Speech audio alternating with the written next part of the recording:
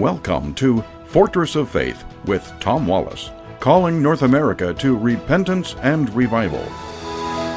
Welcome back to the Corner of Truth and Courage. This is Tom Wallace. Over the last few days, we've been talking about the 7 churches of Revelation. And I want to encourage you to come with us to tour that lovely region of Turkey, the western part of Turkey. We will be leaving in November 6th through the 14th, and we will fly you from your local airport, and we'll meet in the airport in Istanbul, and we'll take a day tour of Istanbul and spend a beautiful night out there, and the next day we'll actually cross the Bosphorus, a small little strait of water there, the Golden Horn, and over into Asia. You see, Istanbul is a city that spreads through Europe and Asia. It's where the East meets West. It's a beautiful ancient city.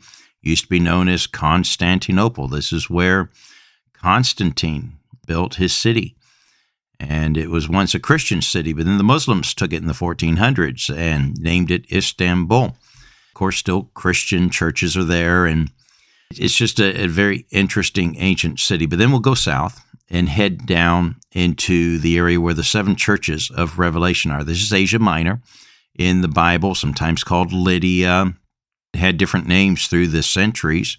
You know, the Persians used to rule there as well, that conquered many of those areas, like the beautiful city of Sardis, which is one of the cities that we'll be going to, a very ancient city. But of course, you got Ephesus and Smyrna and Pergamum and Sardis and Thyatira, Philadelphia. Hey, those of you listening to us from Philadelphia, wouldn't it be kind of cool to go visit the biblical Philadelphia? We talk about the city of love in the Bible. And of course, Laodicea. We'll also see the city of Colossae. This is where Paul wrote the letter to Colossians. So there's a lot to see on this tour. It's going to be a historic trip to go. There's very few Bible leaders that take tours to that region. I minister in that area to Iranian Christians that have fled Iran and are ministering and living as refugees in Turkey. And we train pastors, Iranian pastors that go back into Iran to the underground church there. And so become familiar with that region, and we'd love for you to join us on this Bible Land tour. Listen, the price is it's under $3,500. That includes pretty much everything except for your lunches. You know, it's going to be an amazing trip. We'd love for you to join us November 6th through the 14th. We've been talking about some of the different cities and looking at it from the historic point of view, because it really gives us a little bit more color and understanding of our Bible.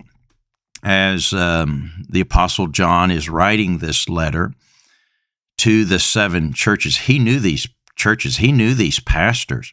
He used to be the pastor in Ephesus, as we talked about here just a few days back. And Polycarp, his disciple, was the pastor in Smyrna. And but the Lord also has instruction for the church in Pergamum or Pergamos. Now, this is one of the oldest cities of that region. Sardis might predate it from its, because that goes back, both these cities go back to the Bronze Age, and we're talking the time of the Egyptians and the time of the Babylonians and the time of the Persians and all that. And Pergamum is the northern city. This is a mail route. All 7 of these cities was a common mail route, a road. The mail would come in to Ephesus, and then it would make its way to Smyrna, and then up to Pergamum, and then down to Sardis and Thyatira and Philadelphia, and then the last of the route would be Laodicea, over where Colossae is. Colossae is just about 10 miles away. You can drive around all of these cities within, by car, within 6, 7, 8 hours. Of course, by mule. By walking, by cart, that'd be a different story. And so it'd take a few days for this mail route there. But up in Pergamum, it was one time ruled by the Persians, by Cyrus, King Cyrus, who brought freedom to the Israelites from their bondage of the Babylonians. His armies went as far west there into Asia Minor during that time period. And the Greeks, of course, ruled there. And the city was known for the famous library.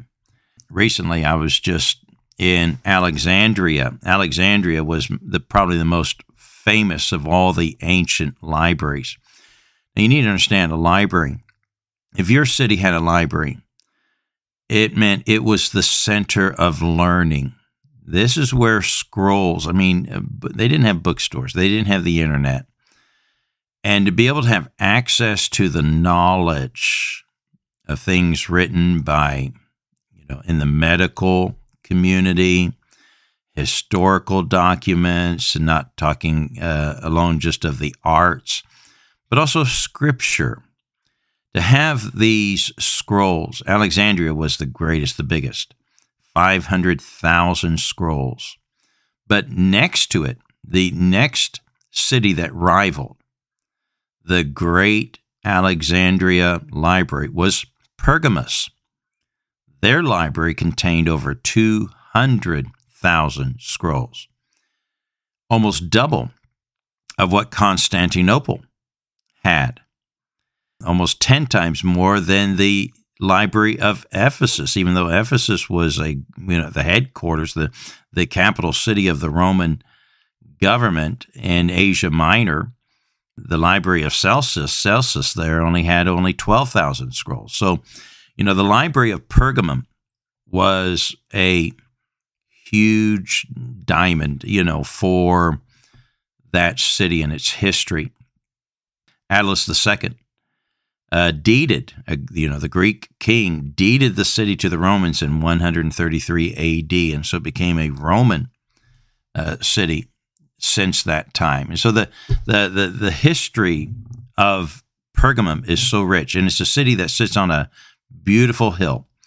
When we go on our tour, we'll take a cable car up to the Acropolis up there. It's a beautiful sight, and their theater, the Roman theater that was built, is on the hillside, and it's just breathtaking to behold and see. And there's so much there. The Temple of Zeus, it was a temple though for every deity. They had so much idolatry in that city. In fact, the Bible, one of the things that the Lord said to them in verse 13 of chapter 2, it's where the seat of Satan was at. It's where Satan dwelleth, in verse number 12. The evil and idolatry and false religion was rampant there. It was also a city, of course, you got the library.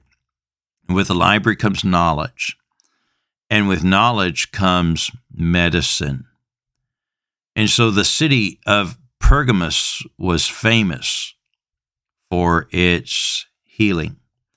Of course, they also had the temple to Asclepius, the temple of healing. And they went through some weird, devilish, evil philosophies and ways of healing. They would put the people in a room, and they would get into a trance, and they would sleep there all night. And then they would release snakes to crawl all over them, and thus taking their sickness from them and embodying it within the snake. And so, although they had scrolls of knowledge, they also had a lot of fiction and evil practices there. And this, by the way, of course, this is where the liberals or those who do not want to recognize the Bible, of course, in the Bible, remember Moses, the fiery serpents, and it was sent as a judgment upon God, but then God told him, said, make a a stave with a snake and hold that up, and those who look to it would be saved. And in the medical community, we have a snake around a pole there. Well, of course, we know that comes actually from the Bible, but just like the devil is, he is a counterfeiter, he is a copier, and the temple of Asclepius uses also the snake around a pole for healing. And so, those who do not recognize God and the history of the Bible will turn to this temple, will turn to this historical place for the snake stuff. So this is Pergamus. This is all takes place there. If you wanted wisdom, you would go to the temple of Athena and worship there to get wisdom from a pagan god.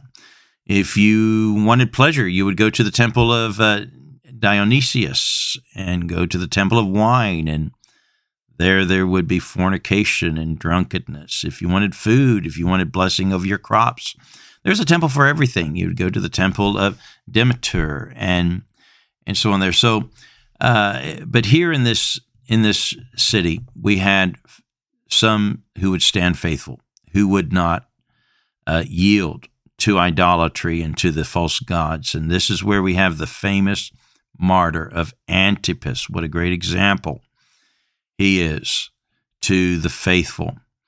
But the rebuke that came to this city in Pergamus, to the church that was there, to the believers, to the Christians, and this is a message of compromise. We see that they allowed compromise into their church. And the Lord aligns that to the same compromise that the Jews had with the gods of Balaam and eating meat to idols and the fornication. And it's called, the Bible refers to them, the compromise of the Nicolaitans. The Nicolaitans. And there's some strong words that's used here in the Bible. The Nicolaitans whom Jesus hates. He says that Jesus hates them. And remember in his letter to Ephesus, he commends Ephesus for hating the Nicolaitans. I don't have time to break all that down, but Nicholas, we know who this is referring to because Irenaeus tells us there he was a deacon. He was the deacon of the Church of Jerusalem. He was one of the 6 that was named in Acts chapter 6, verse 5. And he was a proselyte from Antioch, so he's a Gentile that turned Jew. But he also turned away from the true teachings of the gospel. It's a great message to remind us that just because you have a position, it doesn't mean that you're faithful. Well, we're going to have to stop there, but there's a lot to behold on this trip. Contact us. Go to our website, fortressoffaith.com, and find out more information about the trip. And join us again next week at the Corner of Truth and Courage. God bless you. Journey through history and prophecy in an unforgettable tour of the 7 churches of Revelation. Join me and my wife, Natalie, this November as we explore the ancient wonders of Istanbul, Ephesus, Laodicea, Smyrna, Philadelphia, Pergamus, Thyatira, and much more. Witness breathtaking biblical sights and experience the land where faith was tested and history was made. Spaces are limited. Go to our website, fortressoffaith.com, and reserve your spot today.